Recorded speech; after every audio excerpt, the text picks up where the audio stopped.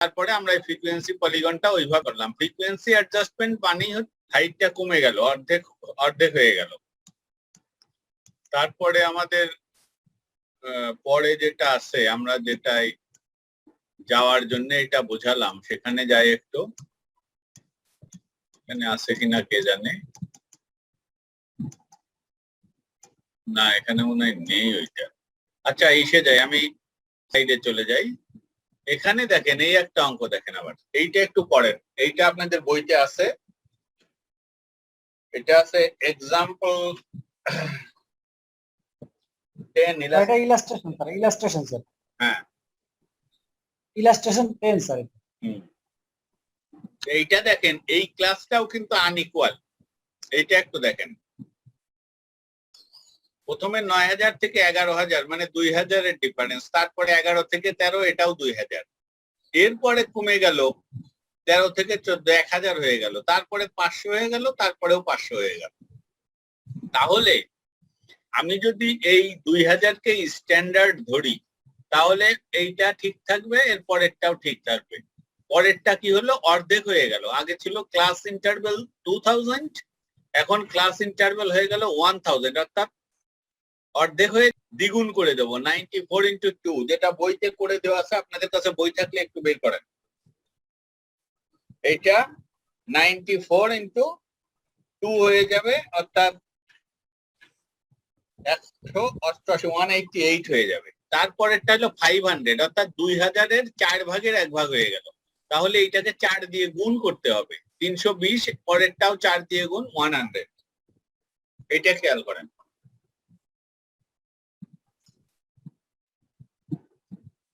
এটা সীমা বইতে কত নাম্বার, পেজ নাম্বারটা একটু বলতে পারবেন কেউ?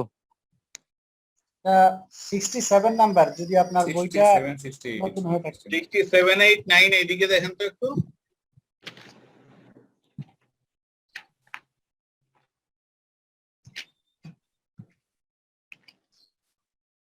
হ্যাঁ পাইছি, থ্যাংক ইউ। এইটা একটু বের করে দেখেন। প্রথমে এই অঙ্কটা দেওয়া আছে, এর পরের পৃষ্ঠায় যান, দেখবেন নিচের দিকে ক্যালকুলেশনটা দেওয়া আছে।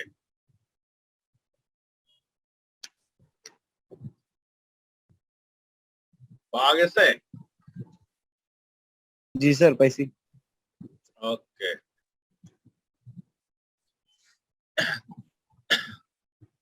তাহলে আপনারা এখন একটু বইয়ের দিকে তাকান, যে তাহলে ফ্রিকোয়েন্সি ছিল 108, এইটা 108ই থাকবে, তারপরেরটা 156, এইটা 156ই থাকবে। পরের তিনটে অ্যাডজাস্টমেন্ট হবে, 94 into 2 188, তারপরের দুটো 4 গুণ হবে, যেহেতু প্রথম দুটো ছিল 2000 আর শেষের দুটো হচ্ছে 500 হয়ে গেল, অর্থাৎ 2000 এর 4 ভাগের 1 ভাগ হয়ে গেল। সেই জন্য ফ্রিকোয়েন্সিটাকে 4 দিয়ে গুণ করতে হবে। 80 into 4 320 and 25 into 4 100। এইটাই হচ্ছে অ্যাডজাস্টেড ফ্রিকোয়েন্সি আর ফ্রিকোয়েন্সি ডেনসিটি। এখন দেখেন, আপনি এখন ওই যে ফ্রিকোয়েন্সি আপনাদের এখানে অরিজিনালি দেওয়া আছে, আপনার ওই হিস্টোগ্রাম আঁকার সময় এইটার ইউজ করবেন না, করবেন ওই ফ্রিকোয়েন্সি ডিস্ট্রিবিউশন ডেনসিটিটাকে। তাহলে আমার এক্স অ্যাক্সিসে যাবে ওই ফ্রিকোয়েন্সি ডেনসিটি অনুযায়ী আমি 0 থেকে কত ফিক্স করব সেটা ধরে নেব। যেমন আপনাদের বইতে আছে 0 থেকে 300, আসলে 300 এর বেশি হবে, কারণ 80টা হয় 320, আপনারা 350 পর্যন্তই নেবেন। এখানেও তাই নেছে, তবে ওইটা দেখায়নি আর কি। আর এই যে এক্স অ্যাক্সিস বরাবর আপনারা ওই প্রথমে একটু কিঙ্ক, যেটা আমরা আলাপ করেছিলাম, প্রথমে 0-র পরে এক্স অ্যাক্সিস বরাবর বা হরাইজন্টাল অ্যাক্সিস বরাবর একটা বাঁকা দাগ আছে। ওই বাঁকা দাগ মানে যে 0 থেকে 9000 যদি আমি এখানে পুরাটা দেখাতে যেতাম, তাহলে মাঝখানে বিরাট একটা ফাঁকা জায়গার সৃষ্টি হতো, আমার গ্রাফ পেপারে জায়গা পাওয়া যেত না। ওই জন্য এইটাকে বাঁকা করে বুঝিয়ে দিলাম যে এর ভিতরে 9000 এর একটা রেঞ্জ আছে, আমার ওইটা কোনো কাজে লাগবে না। আপনারা নেবেন কত, প্রথমটা নেবেন 9 থেকে 11000। তাহলে এখানে গ্রাফ পেপারে ওরা এঁকেছে কিন্তু 9, 10, 11, 12, 13, 14, 15 এইভাবে আপনি আগে এঁকে যাবেন, মানে লিখে যাবেন, মার্ক করে যাবেন। তারপরে প্রথমটার চওড়া হবে, অর্থাৎ বেজ হবে 9 থেকে 11 পর্যন্ত। আপনি দেখেন 9 থেকে 11 পর্যন্ত নিয়ে তার উপরে একটা বার বা একটা রেক্ট্যাঙ্গেল এঁকে দিয়েছে যার হাইট হচ্ছে 108। তারপরে আবার 11 থেকে 13, এইটার হাইট হচ্ছে 156। তারপরে 13 থেকে 14, এটা কিন্তু অর্ধেক হয়ে গেল, ছবিতে দেখেন এটা বোঝা যাচ্ছে। 9 থেকে 11 যতটা চওড়া, 11 থেকে 13 ততটাই চওড়া, কিন্তু 13 থেকে 14 তার অর্ধেক হয়ে গেল। আগে ছিল 11 থেকে 13, অর্থাৎ 2000 এর ডিফারেন্স, এখন 13 থেকে 14 1000 এর ডিফারেন্স হলো। কিন্তু হাইটটা কিন্তু বেড়ে গেছে, হাইট বেড়ে কত হলো, এই 94 ইন্টু 2 অর্থাৎ 188 হয়ে গেল। পরেরটা আবার 500, অর্থাৎ বেসটা আরো অর্ধেক হয়ে গেল, যার ফলে এইটা 4 গুণ হয়ে গেল। 8 ইন্টু 4 320। দেখেন এইটাই হচ্ছে সবচেয়ে উঁচু একটা বার, এখানে আমরা এঁকে দিলাম। এরপরেরটা আবার ওই বেস ঠিকই 500, অর্থাৎ এক ঘরের অর্ধেক, 14,500 থেকে 14.5 থেকে 15 পর্যন্ত। এইটা 25 ইন্টু 4 100, এইটার হাইট দেখেন 100 পর্যন্ত। তাহলে এই যদি আমি ওই এইটা আঁকি, তাহলে এইটাকে আমি বললাম যে হিস্টোগ্রাম আমি আঁকলাম, কিন্তু আমাকে বলছে যে ফ্রিকোয়েন্সি পলিগন। ফ্রিকোয়েন্সি পলিগনটা ওই আপনারা ওই মিড পয়েন্ট গুলো নিয়ে এইগুলোকে যোগ করে দিবেন স্ট্রেট লাইন দিয়ে, যেটা বইতে দেখানো আছে ওইভাবে আপনারা যাবেন আর কি। আর একটা জিনিস আমি একটু দেখি পাই কিনা।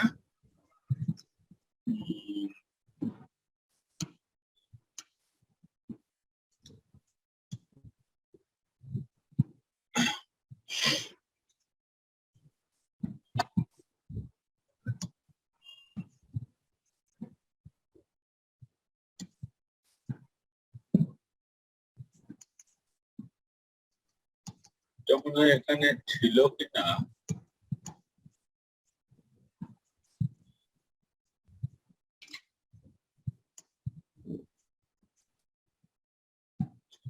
এই যে পলিগন যেটা আছে আর কি, ফ্রিকোয়েন্সি পলিগন যেটা বলছে,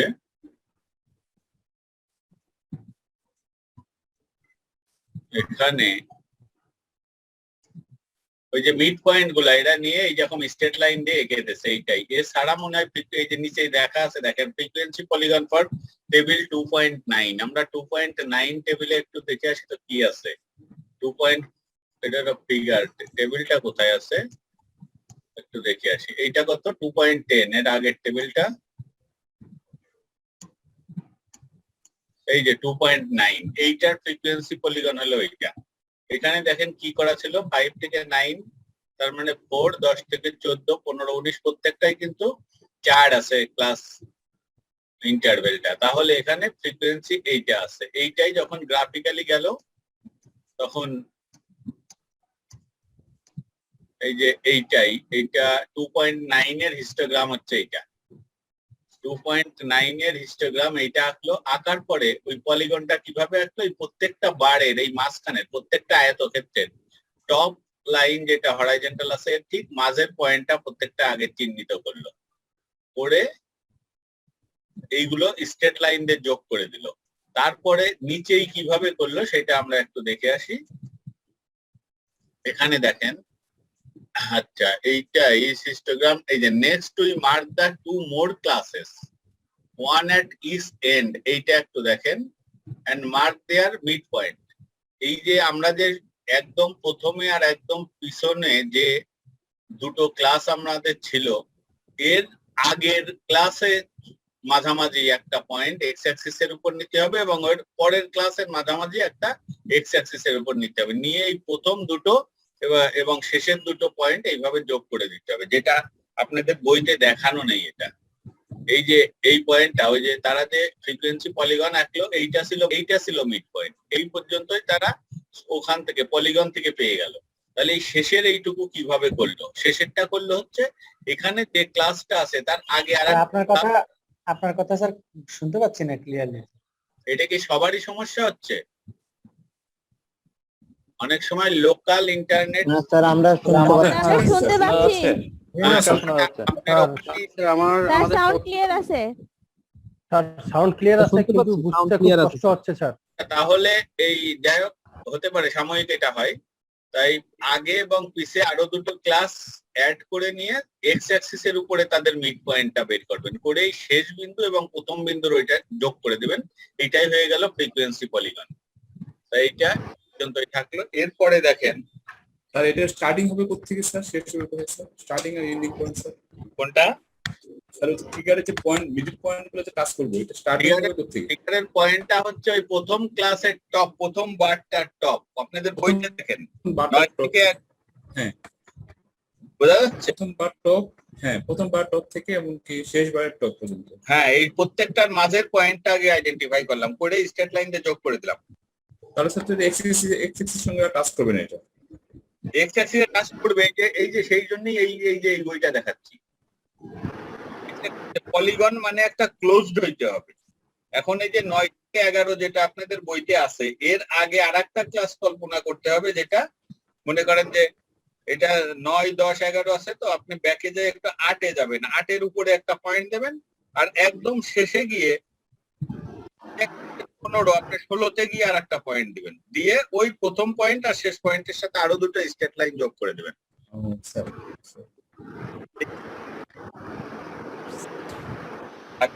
এইটা গেল। এরপরে আমাদের কি আছে আমরা একটু এসে দেখে আসি আমাদের স্লাইডে। এখানে একটা অঙ্ক আছে, এইটা দেখেন, এইটা আপনাদের কোথায় আছে একটু আমাকে বলেন। এটাতে টেস্ট টু আন্ডারস্ট্যান্ডিং 7, তবে আপনাদের এই কোন বই, এই যে সফট কপিতে আছে কিনা আমি ঠিক, আছে স্যার, আছে। এটা আছে কোথায়? আন্ডারস্ট্যান্ডিং 7 আছে স্যার, 70 নাম্বার পেজে। 7-এ তো আছে, এটা তো ওই যে ওই এডিশনটা, আমি যে যেটা দেখাচ্ছি সফট কপিতে, এইটাতে আছে।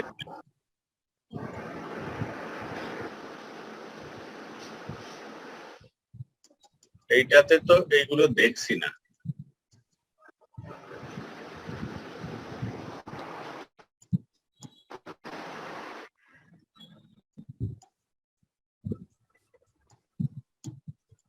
নেই মনে হয়, যাই হোক এটা এখানে নেই। আচ্ছা, আপনাদের হাতে যে বই আছে ওইটাই একটু দেখেন, আমি বলে যাচ্ছি আপনারা একটু দেখেন। এখানে বলছে যে প্লট দা হিস্টোগ্রাম, এখানে একই যেটা আমি এর আগে দেখালাম, এইটাই, শুধু দেখেন প্রথমে যে যে ক্লাসটা দেওয়া আছে, এই ক্লাসটা মান কিনা ক্লাস ইন্টারভেল, যেমন 10 থেকে 20, এখানে হলো 10 গ্যাপ, তাই না? তারপর 10 গ্যাপ, তারপরেও 10 গ্যাপ, এরপরে 20, দেখেন ডাবল হয়ে গেল। তারপরে দেখেন 20 তো হলো, তারপরে 20, লাস্টেরটা হয়ে গেল 40। অর্থাৎ প্রথমে ছিল 10, 10, আমি যদি 10, 10 ঠিক রাখি তাহলে প্রথম তিনটে 10, 10, 10, তারপরেরটা চলে গেল 40 to 60, 20 হয়ে গেল। এখানে যেহেতু ডাবল হয়ে গেল, 60 অর্ধেক করে দিতে হবে। তারপরেরটা ডাবল হয়ে গেল, 48 কে অর্ধেক করে দিতে হবে। তারপরেরটা কত হলো? 4 গুণ, তার মানে এটাকে 4 ভাগের 1 ভাগ করতে হবে। নিচেই দেখেন ক্যালকুলেশনটা করে দেওয়া আছে। প্রথম তিনটে ঠিক রাখলাম,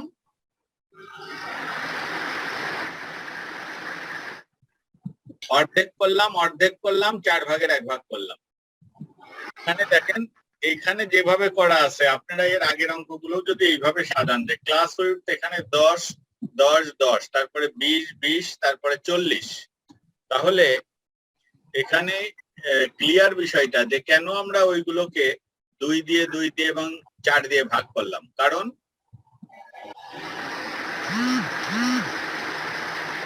এত শব্দ আসছে কোত্থেকে? একজনের স্যার আনমোড করা নাই, ওনার থেকে আসতেছে। আচ্ছা, এখানে দেখেন তাহলে এইটা যেহেতু 20, 20 মানে ডাবল ডাবল, তারপরে হয়ে গেল এখানে 4 টাইম হয়ে গেল, এই জন্য এখানে 4 দিয়ে আমরা ভাগ করছি, আর ওই দুটোকে 2 দিয়ে ভাগ করছি। এখন দেখেন, আপনি হিস্টোগ্রাম যদি আঁকেন, ঠিক ওইভাবেই গ্রাফ পেপার নিয়ে Y axis, X axis, Y axis বরাবর হচ্ছে এই ফ্রিকোয়েন্সি ডেনসিটিটা যাবে। এখানে হাইয়েস্ট কত আছে? 63, তার মানে আপনি যান 65 বা 70 পর্যন্ত 0 থেকে আপনি স্কেলিং করে দেন। আর এক্স অ্যাক্সিস বরাবর যাবে এই ক্লাসটা, এই ক্লাসটা প্রথমে 0 তারপরে 10, এটা আর ওই কিঙ্ক লাগবে না, সরাসরি যেহেতু 0 থেকে 10 তারপর 20 30 40 50 60 এইভাবে 1 to 80 পর্যন্ত চলে যাবে।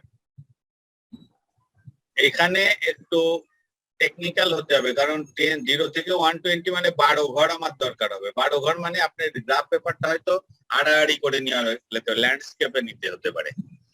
তা এইভাবে নিয়ে প্রথমটাই দেবেন হচ্ছে 10 to 20, এর উপরে আপনি একটা বার রাখবেন। বারের হাইটটা কত হবে? 63। তারপরে 20 to 30, এইটার উপরে একটা বার রাখবেন, ওইটার হাইট হবে 52।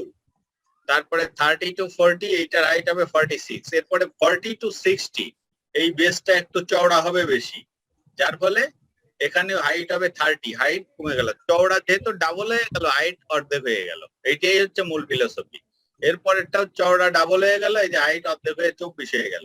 তারপরেরটা চওড়া হয়ে গেল 4 গুণ, হাইট হয়ে গেল 4 ভাগের 1 ভাগ। তাহলে হিস্টোগ্রাম আঁকা শেষ।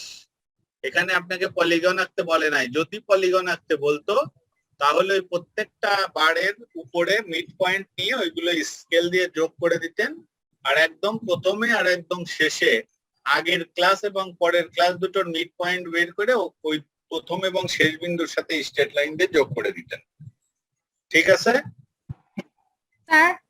ইয়েস স্যার এই যে 40 থেকে 60 যে মানে রেঞ্জটা আছে স্যার, এখানে 40 থেকে 45 হতো, তাহলে কি স্যার গুণ হতো? 40 থেকে 45 হলে গ্যাপ হচ্ছে কত? 5 স্যার। 5। হ্যাঁ, তাহলে অর্ধেক হতো, তাহলে ডাবল হয়ে যেত, তখন 120 হতো। ও তাহলে স্যার তখন গুণ হতো। হ্যাঁ, গুণ হতো। হ্যাঁ, আচ্ছা স্যার, থ্যাংক ইউ। আচ্ছা, এখন এইটা একটা অঙ্ক, এই অঙ্কটা আবার কোত্থেকে নিছি জানি না। স্যার হ্যাঁ, স্যার ওই যে পলিগনের কথা বললেন, আমি মাঝখানে একটু ইন্টারনেটে ইন্টারাপশন ছিল স্যার। ওই যে আমাদের দুই পাশে মানে ফিনিশিং লাইন যেটা দিব, ফিনিশিং বিন্দু স্যার, আগেরটা যে আমরা করলাম কিছুক্ষণ আগে স্যার, হ্যাঁ। হিস্টোগ্রামের উপরে যে পলিগন আঁকলাম, সেই ক্ষেত্রে আমরা তাহলে মিড পয়েন্ট কত ধরবো স্যার? এখানে ক্লাস ইন্টারভাল দেয়া আছে 9। মিড পয়েন্ট ক্লাসটা যেভাবে আছে, এইটা আসলে আপনাদের আসবে না। আমি বলি কেন আসবে না। এই পলিগন আঁকতে বলবে যখন সবগুলো ক্লাস দেখবেন সমান আছে, তখনই বলবে। বুঝতে পারলেন? জি স্যার। কারণ হচ্ছে যে না হলে প্রথম ক্লাস এবং লাস্ট ক্লাস আপনি যে দুটো অ্যাড করবেন, এই ক্লাস দুটো দুই রকম হয়ে যায়। যদি ওই রকম আসে, শেষের ক্লাসটা যেরকম আছে ওই রকম আর একটা মিড পয়েন্ট ডান পাশে ধরে নেবেন, আর প্রথমটা যেভাবে আছে তার আগে একটা মিড পয়েন্ট ওইটার মতো ধরে নেবেন, নিয়ে ওইভাবে অ্যাড করে দেবেন। স্যার যেমন এখানে আছে 9 থেকে 11 স্যার, তাহলে এখানে 9 আর 10 যোগ করে কি 10.5 এই টাইপের একটা হবে মাঝখানে স্যার? কোনটা 9 থেকে 11? স্যার যে ইয়েটা এইটা আমাদের এই যে এখানে তাকান, এই যে আমি যে স্লাইড দেখাচ্ছি এইটা দেখেন, 10 থেকে 20 ছিল, তার আগে তাহলে 0 থেকে 10, তার মানে 5 আপনি পয়েন্ট পিক করবেন। আচ্ছা, আর এখানে এটা ছিল 80 থেকে 120, আপনি 30-এ যায় মাঝামাঝি, 120 থেকে 130, 125-এ যায় করবেন একটা। স্যার 80 থেকে 120 40 ডিফারেন্স, তাহলে 120 থেকে 60 40 হবে না? আপনি এখানে এক ঘর যান, আপনার ওই টেকনিকটা জানা আছে কিনা এটাই দেখার জন্য। নরমালি এইরকম সিচুয়েশনে পলিগন আঁকতে বলবে না, পলিগন আঁকতে বলবে ওই ধরনের ক্ষেত্রে যেখানে সবকটা ক্লাস ইন্টারভেল সেম। ঠিক আছে? জি স্যার। এরপরে আপনার এগুলো আর তেমন এসে যাচ্ছে না। এই অঙ্কটা আপনাদের এই যে পরের টেস্ট আন্ডারস্ট্যান্ডিং মনে হয় এইটা না, এই যে আন্ডার 5, এখানে দেখেন আন্ডার 5 কে আপনি 0 থেকে 5 ধরে নিতে পারেন, আর একদম শেষেরটা 30 অ্যান্ড ওভার, এই জায়গাটাই যে আপনার এখানে তো ক্লাস একেবারে স্ট্রিক্টলি ডিফাইন করা নেই। প্রথমটা আন্ডার বলে দিয়েছে, আন্ডার তো 4ও বোঝায়, 4.5ও বোঝায়, অনেক কিছুই বোঝায়। আবার উপরেরটা 30 থেকে কোন পর্যন্ত যাব, এই প্রশ্নটা আসে তখন। এর জন্য আগে যে অঙ্কটা আছে দেখেন, এইটাও একই টাইপের। এখানে প্রথম ক্লাসটা বলছে 10,000 এর কম, আর উপরেরটা বলছে একদম শেষেরটা 50,000 এর চেয়ে বেশি। এখানে সলিউশনটা কি লিখছে দেখেন, এখানে আপনাদের প্রবলেমটা হলো what problems could the compiler have when drawing the histogram and the algebra of this distribution। এখানে আপনাকে আঁকতে বলে নাই, এইটা আঁকতে গেলে কি সমস্যার সম্মুখীন হতে পারে। তো এখানে দেখেন here we have open ended classes. Open ended class মানে যেটা ক্লোজড করে দেয়নি, অর্থাৎ এখানে যদি বলতো যে 0 থেকে 10,000 তাহলে এটা ক্লোজড বলতাম, বা শেষে যদি বলতো যে 15,000 থেকে 16,000 সেটাও ক্লোজড বলতাম, কিন্তু এখানে সেইটা বলা নেই, এই জন্য এটাকে বলা হচ্ছে open ended class. When drawing the histogram, we can either omit the first and last class, আমরা প্রথম এবং দ্বিতীয় লাস্ট শ্রেণীটাকে অমিট করে দিতে পারি, অথবা এস্টিমেট করতে পারি closing values for this two classes. তা নরমালি এস্টিমেটই করা হয়, যেমন it is often necessary to close the classes so as to make certain calculation. It might therefore be advisable to estimate values such as 9,000 to 10,000. প্রথমটাকে আমি ধরতে পারি 9,000 থেকে 10,000, আর শেষেরটাকে বলছে যে 15,000 থেকে 16,000, এইভাবে আমি ধরে নিলাম। এইভাবে আমি ধরে তারপরে আমি ক্যালকুলেশনে যেতে পারি। In the case of positive, yes, হ্যাঁ বলেন। স্যার ওই আগেরটা তো দেয়া আছে 10 থেকে 12,000, তাহলে আমরা এটাকে 8 থেকে 10,000 দিলে ভালো হয় না স্যার? যেহেতু ধরতে পারেন, সমস্যা নেই। যেহেতু ধরার বিষয়টা একজনের সাথে আর একজনের ডিফারেন্স হতেই পারে, ঠিক আছে। In the case of the অজিব only the upper limit of the class is needed. তাহলে এইটা হচ্ছে, এই যে প্রথম যে কথাবার্তা বললাম এটা হলো হিস্টোগ্রামের ক্ষেত্রে, কিন্তু অজিবের ক্ষেত্রে আমরা জানি শুধু আপার ভ্যালু গুলো নেওয়া হয়। এই ক্ষেত্রে শুধু এই যে প্রথম ক্লাসের যে লোয়ার ভ্যালু এটা এস্টিমেট করার দরকার নেই, শুধু শেষের ক্লাসটার আপার ভ্যালুটার আপনার দরকার আছে। In the case of ojiv, only the upper limit of the class is needed, and so it would be necessary to close only the last class in order to draw the whole ojiv. It would also be possible to draw the part of it from just the first 4 classes, omitting the last. বলছে যে আপনি অজিবের ক্ষেত্রেও last ক্লাসটা omit করে দিতে পারেন, তাতেও সমস্যা নেই। অথবা এটা ধরে নিতে পারেন যে 15 থেকে 16,000 ধরলাম, আমি যেহেতু আপার লিমিট ধরেই আমি অজিব আঁকি, সেই ক্ষেত্রে আমার লোয়ার লিমিট দরকার নেই, অতএব প্রথমটা ক্লোজ করার দরকার নেই, শেষেরটা ক্লোজ করলেই হবে। এইটুকুই অ্যান্সার। আপনার কাছে কিন্তু হিস্টোগ্রাম বা অজিব আঁকতে বলে নাই, এই প্রবলেমটাই। অনেকে কিন্তু এই ধরনের প্রবলেম দিলে দেখা যায় সময় শুধু শুধু ক্ষেপণ করে 2-3 পাতা নষ্ট করে অ্যান্সারও হয় না, মাঝখানতে অন্য অঙ্কর অ্যান্সার দেওয়ার সময় থাকে না। আগে দেখবেন যে অঙ্কটা চাচ্ছে কি, আপনার কাছে এটা চাচ্ছে যে এই যে ওপেন এন্ডেড ক্লাস সহ একটা ফ্রিকোয়েন্সি টেবিল দিয়েছে, এখানে চাচ্ছে কি what problem should the compiler have when drawing the histogram and the ojiv of this distribution. আপনাকে আঁকতে কিন্তু বলে নাই, আপনি এটা আঁকতে গেলে কি কি সম্মুখীন, হিস্টোগ্রাম আঁকতে গেলে কি প্রবলেম ফেস করতে পারেন, অজিব আঁকতে গেলে কি প্রবলেম ফেস করতে পারেন, সেই গল্পটা এখানে বলে দিতে হবে। এবার আসেন এর পরেরটা, যেটা আপনাদের বইতে আছে, টেস্ট টু আন্ডারস্ট্যান্ডিং 8। এখানে বলছে plot the histogram for the following distribution. প্রথমটা আছে আন্ডার 5, তারপরে 5 to 10, 10 to 20, 20 to 30, 30 and over। প্রথমেই সলিউশনে বলা হচ্ছে যেটা we have closed the 2 open interval taking the width of the adjacent interval as our guide. এর আগে একজন প্রশ্ন করেছিলেন যে আগেরটা 9,000 থেকে 10,000 নেব কেন, এটা 8,000 থেকে 10,000 নিলেই তো যুক্তিযুক্ত হয়। আমি বললাম যে হ্যাঁ ওইটা হয়, সেইটার ক্লিয়ারিটি এখানে পাবেন। এখানে দেখেন বলছে কি যে we have close the 2 open, এখানে ওপেন ইন্টারভ্যাল কোনটা, একটা হলো উপরেরটা আন্ডার 5 আর একটা হলো নিচেরটা 30 and over। তা প্রথমটা যে আন্ডার 5 এটা হবে 0 to 5। আপনারা একটু আপনাদের বইতে এই টেস্ট টু আন্ডারস্ট্যান্ডিং এর সলিউশন, তো টেস্ট টু আন্ডারস্ট্যান্ডিং এর সলিউশনে যান। এইটাও এই যে একই আমার এখানে যেটা দেখিয়ে দিচ্ছি ঠিক সেইটাই আছে। এই ক্ষেত্রে ওই যে উপরে যেটা লেখা আছে আন্ডার 5, এইটাকে আপনারা 1 to 5 ধরে নিতে পারেন, অথবা 0। এটা বিষয়টা কি, উইকলি সেলস 0 হবে না, আপনি 1 to 5 ধরে নিতে পারেন, এটাই আন্ডার না লিখে। যেমন এখানে আপনার আন্ডার মানে তো 0 হতে পারে, 0 হতে পারে, তো হতে পারে, অনেক কিছু হতে পারে। তো এইটা এইরকম যদি লেখেন যে 1 to under 5 অথবা এটা 0, ঠিক আছে, আপনি বলছেন 0, এটা 0 to under 5। স্যার ওটা কি এভাবে স্যার লেখা থাকলে তাহলে আমরা অন্যান্য ক্লাস ওয়াইডটা দেখে কি আমরা নিব? কোনটা? মানে ক্লাস ইন্টারভাল যেমন অন্য ক্লাসে পাস করে আছে সেই হিসেবে কি আমরা নিব?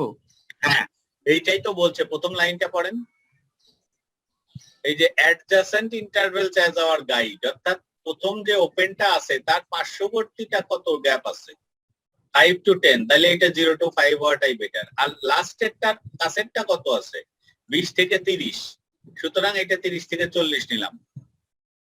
ক্লিয়ার? স্যার অনেক সময় এমনও থাকে যে হচ্ছে মানে অন্য মানে প্রিভিয়াস গুলোতে দেখলাম যে হচ্ছে প্রথম দিকে ক্লাস ওয়াইড গুলো একটু বড় আস্তে আস্তে কমছে, সেক্ষেত্রে বলছে যে একটু- অ্যাডজাসেন্ট মানে কি? অ্যাডজাসেন্ট মানে পাশেরটা, এর সাথে লাগানোটা। তা প্রথমটার সাথে লাগানোটা হচ্ছে এইটা যা থাকে এইটাও সে তাই নিবেন, আবার শেষেরটার সাথে লাগানো তার আগেরটা, অথবা আগেরটা যা থাকে সেটা তাই নিবেন। জি স্যার, থ্যাংক ইউ স্যার। এখন যখন এইভাবে আমি এটাকে ওপেন এন্ড কে ক্লোজ এন্ড করে ফেললাম, ফ্রিকোয়েন্সি যেটা ছিল সেটাই আসলো। এখন দেখছি যে আমি ক্লাসগুলা ইউনিফর্ম বা আইডেন্টিক্যাল কিনা, যদি না থাকে তাহলে ওই যে অ্যাডজাস্টমেন্ট, ফ্রিকোয়েন্সি অ্যাডজাস্টমেন্টের প্রয়োজন হবে। যেমন প্রথমটা 5, দ্বিতীয়টা 5, পরেরটা 10, ডাবল হয়ে গেছে, তাহলে অর্ধেক করতে হবে। তারপরেরটা ডাবল হয়ে গেছে, এটা অর্ধেক করতে হবে। তারপরেরটা ডাবল হয়ে গেছে, এটা অর্ধেক করতে হবে। তাহলে 98 কে অর্ধেক করে দিলাম 49, 80 কে অর্ধেক করলাম 40, 22 কে অর্ধেক করলাম 11 হয়ে গেল।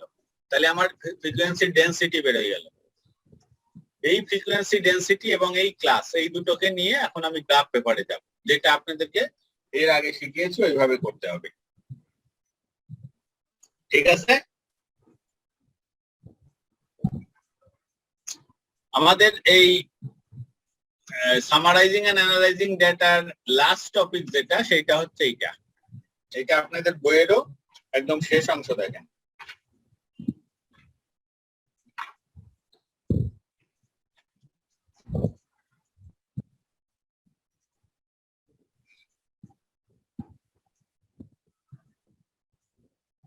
প্যারেটো 80-20 রুল, এটা খুব জনপ্রিয় একটা রুল,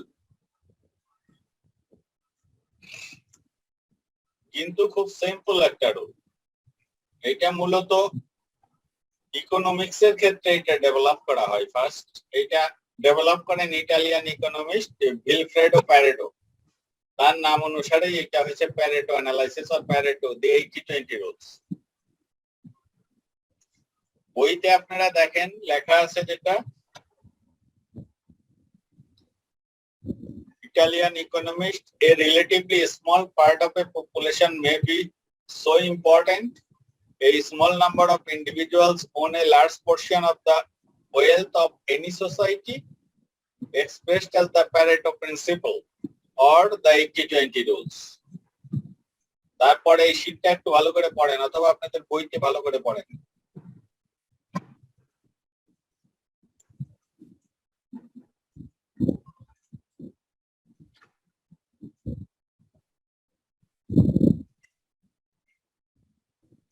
পড়েন, আমি একটা জিনিস দেখি পাই কিনা, যদি আসি।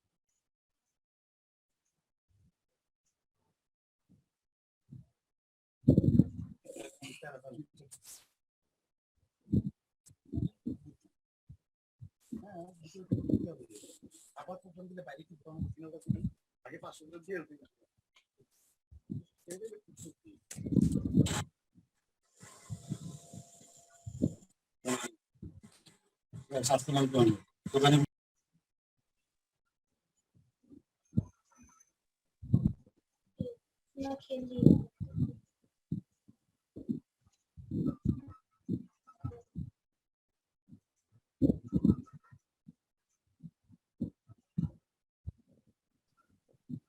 দেখেন তাহলে যে প্যারেটো রুল 80-20 রুল যেটা বলছে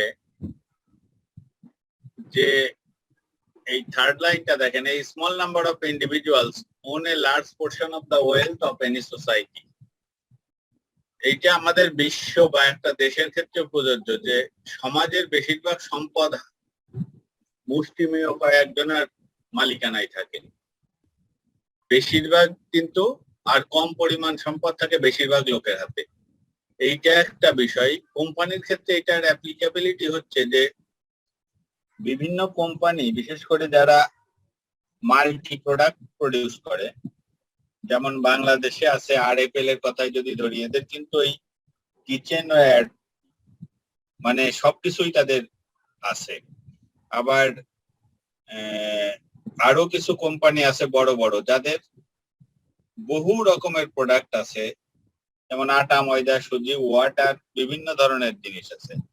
এখানে যেটা এই প্যারেটো রুল অনুযায়ী বলা হচ্ছে যে এই সমস্ত এই যে শত শত প্রোডাক্টের ভিতরে হাতে গোনা অল্প কিছু প্রোডাক্ট আছে যেটা ওই কোম্পানির জন্য প্রফিটের বেশির অংশ ক্যারি করে নিয়ে আসে বাজার থেকে। আর বেশিরভাগ প্রোডাক্ট দেখা যায় যে তেমন প্রফিট নেই, এমনকি কিছু থাকতে পারে যেগুলোর কোনো প্রফিটই নেই, হয়তো লসে আছে অথবা ব্রেক ইভেনে আছে। কিন্তু প্রশ্নটা হচ্ছে যে তারপরেও তারা ওই লসে যে প্রোডাক্টটা যাচ্ছে সেইটা কন্টিনিউ করে। এটা কন্টিনিউ করে যে আসলে কাস্টমারকে সবসময় একটা প্যাকেজ দিতে হয়, সমস্ত কিছু যেন কাস্টমার পাই, না হলে সে আসবে না আমার প্রোডাক্ট কিনতে। এইটা রক্ষা করতে গিয়েই তারা কিন্তু ওইগুলো কন্টিনিউ করে এবং তাদের ওই যে অল্প সংখ্যক প্রোডাক্ট প্রফিট বয়ে আনে সেইগুলো যে যাতে প্রফিট ঠিক মতো আনতে পারে এটা এনশিওর করে। এইটাই হচ্ছে জেনারেল প্যারেটো সেটাই বলছে যে 8% মানুষ 20% ওয়েলথের মালিক, আবার 20% মানুষ 80% ওয়েলথের মালিক। এটা হলো from economic point of view. বলতে পারি যে 20% প্রোডাক্ট কোম্পানির প্রায় বলা চলে 80% প্রফিট ক্যারি করে, আর 80% প্রোডাক্ট আছে যারা সম্মিলিতভাবে 20% প্রোডাক্ট প্রফিট ক্যারি করে। ঠিক এই কথাগুলোই এখানে বলা আছে। এমনকি এটা কিন্তু আপনার এই যে আমাদের দৈনন্দিন যে মিটিং সিটিং এগুলা হয়, দেখা গেল যে বিভিন্ন কমিটি হয়, কমিটির কিন্তু আসলে কাজ করে একজন দুইজন লোক, বেশিরভাগই কিন্তু জাস্ট মেম্বার হিসাবে থাকে। অর্থাৎ আমরা বলতে পারি 20% of the total member actually very active and 80% are not so active in a committee. এইটাই হচ্ছে প্যারেটো প্রিন্সিপালের মূল বক্তব্য। আপনারা ভালো করে দেখলে থেকে কিন্তু অনেক সময় থিওরিটিক্যাল কোশ্চেন আসে যে প্যারেটো প্রিন্সিপাল আর প্যারেটো 80-20 রুল কিভাবে ব্যাখ্যা করবেন, এখানে সমস্তটা লিখে দেওয়া আছে। যেমন আমরা এই প্যারাটাতে যদি যাই, in a business context the 80-20 rule states that a small number of clients will be responsible for a large proportion of the turnover. Inventors will be responsible for a large amount of sale. A small number of staff will present a disproportionate level of challenges to the management.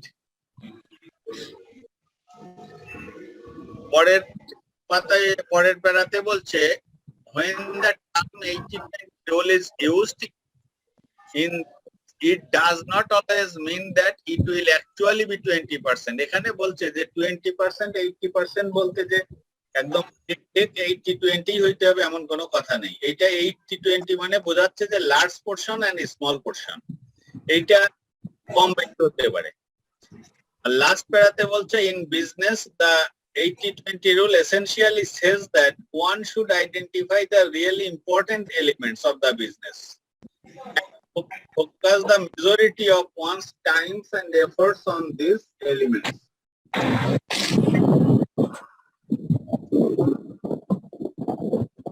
80-20 rules এর মূল কথা আমরা এখন দেখি এর পরে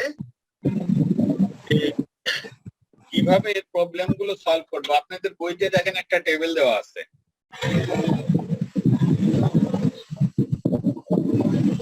আচ্ছা, কারো ওখান থেকে সাউন্ড আসছে, একটু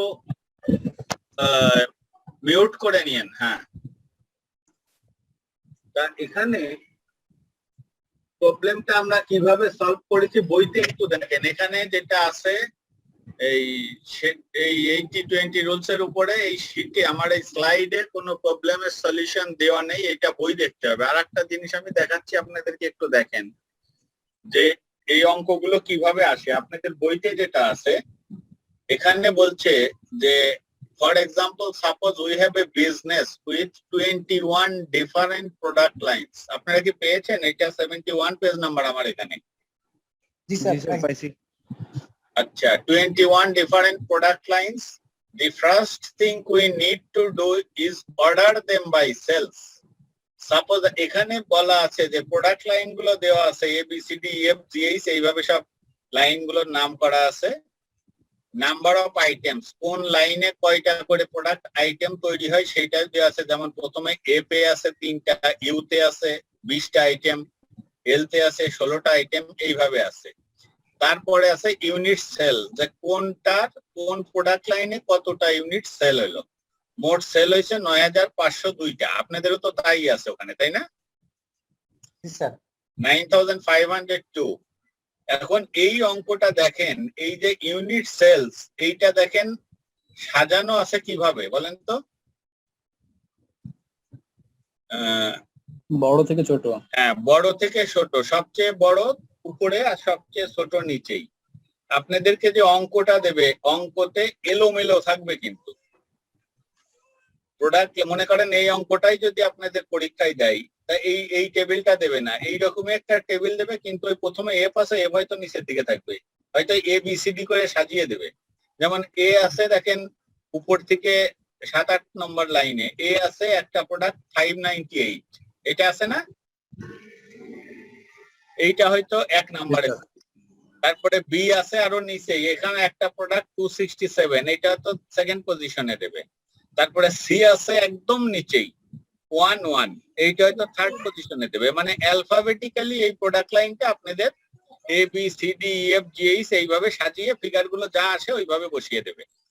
আপনাদের প্রথম কাজ হবে এইটাকে, ওই যে এখানে আপনার ফোকাস পয়েন্ট কোনটা, ওই উপরে দেখেন সেলস, তাহলে ইউনিট এইটা অনুযায়ী এটা বড় থেকে ছোট সাজাইতে হবে,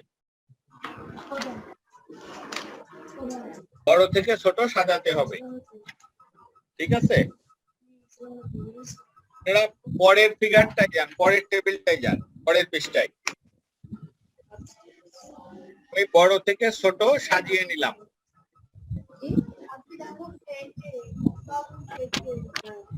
ঠিক আছে?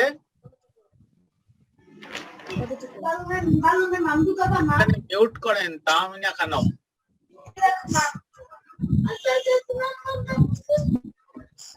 সাউন্ড আসছে, একটু মিউট করেন।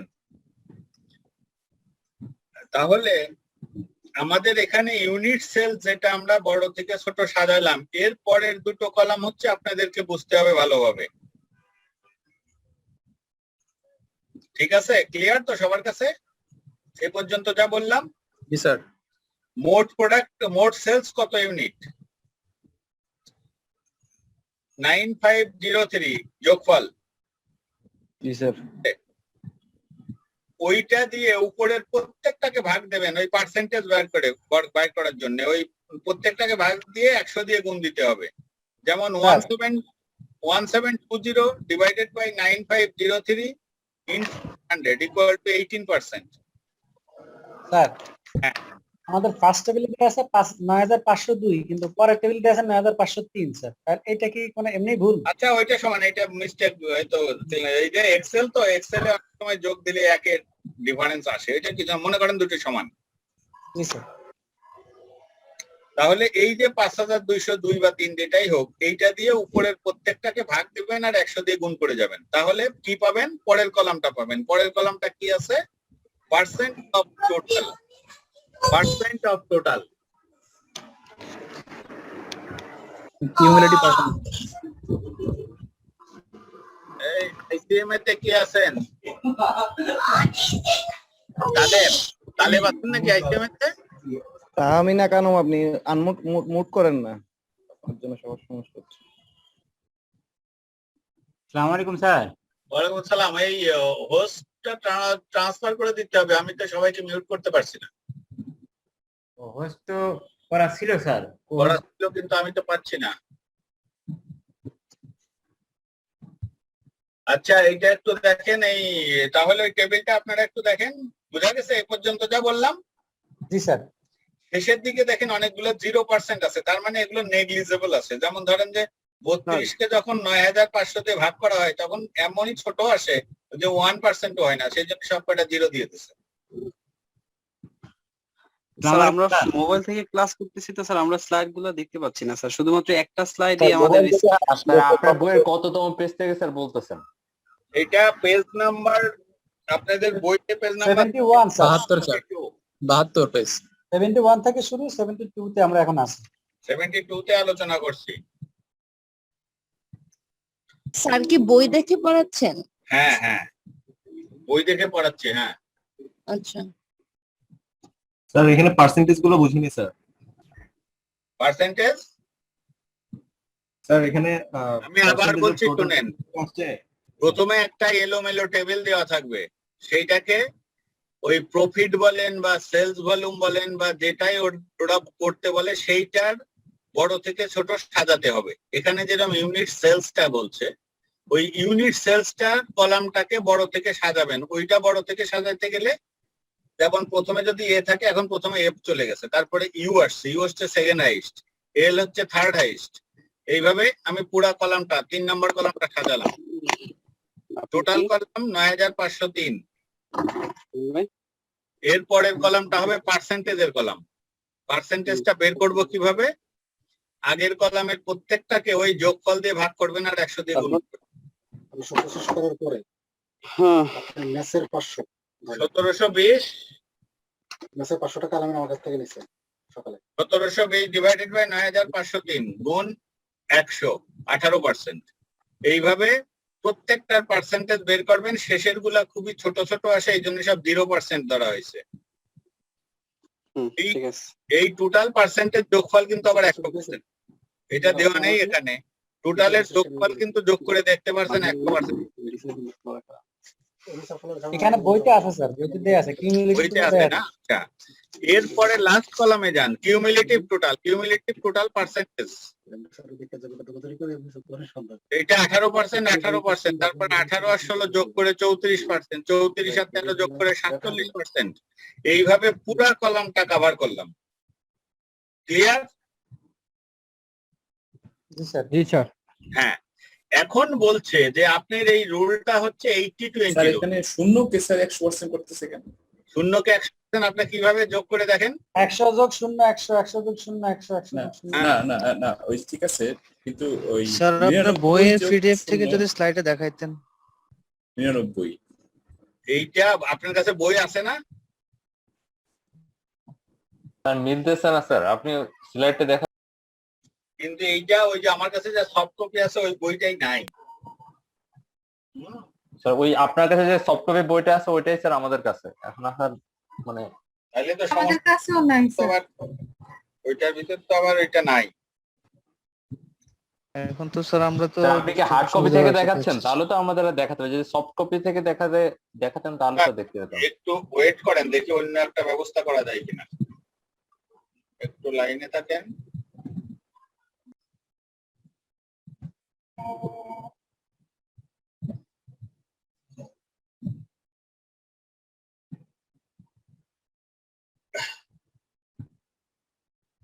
এটা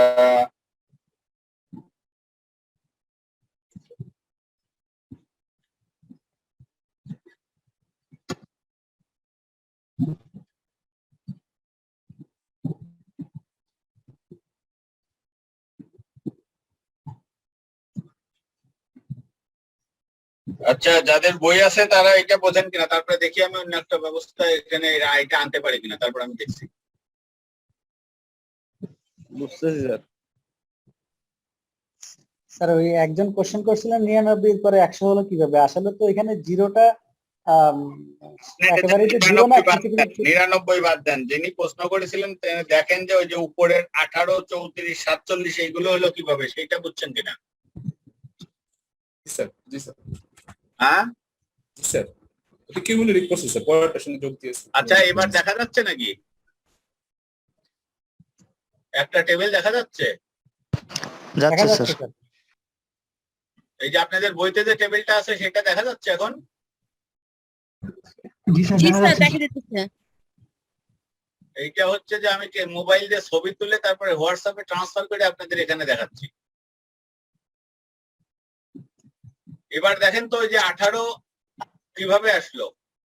এই যে 18 প্রথমটা ঠিক থাকলো, তারপরে 18 এর সাথে 16 যোগ করে 34, 34 এর সাথে 13 যোগ করে 47, 47 এর সাথে 11 যোগ করে 58, ঠিক আছে? Sir 100% sir. হওয়ার পরে আর যোগ হয় নাই কেন স্যার? হ্যাঁ, 100% হওয়ার পরে আর যোগ হয় নাই কেন? যোগ আচ্ছা, করতে 0% আপনি নিচেই নামেন। এই যে দেখেন 97 এ যান, 97 তার সাথে 1 যোগ হয়ে 98, 98 এর সঙ্গে 1 যোগ হয়ে 99, 99 এর সঙ্গে 1 যোগ হয়ে এই যে 99 এর সঙ্গে এইটাও মনে হয় জিরো হবে, যাক এখানে একটু ওদের ক্যালকুলেশনে ভুল আছে। স্যার ওটা ভুল নাই স্যার, ওটা হচ্ছে মানে 100 যখন হলো 100 এর সঙ্গে 0 যোগ করলে 100, আবার 0 যোগ করলে 100, মানে নিচে সবগুলোই 100 হবে। স্যার ওই যে উপরে ওটা 100%। আর উপরে একটা আছে ওটা হচ্ছে 1 এর সাথে 0 এর সাথে 90% যোগ করে তো 100 করছে। শোনেন, এই যে এই জিনিসটা 90, সমস্যা করছে। হ্যাঁ ঠিক আছে স্যার, আপনি ঠিক আছেন স্যার, ওখানে 100 হবে স্যার। হ্যাঁ এখান থেকে 100 হবে। এই যে এইটা ওদের ক্লারিক্যাল মিস্টেকস, এগুলো নিজেরা ঠিক করে নিয়েন।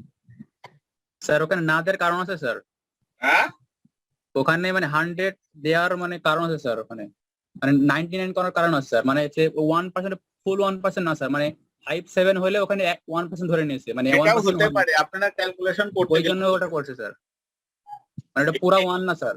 এইটা এক্সেল শিটে আসছে তো, যার ফলে এক্সেল শিট অনুযায়ী এইরকম কিছু অ্যাডজাস্টমেন্ট ভিতরে থেকে যায় যেটা ভিজিবল হয় না বা খুব ভালোভাবে খেয়াল না করলে বোঝা যায় না।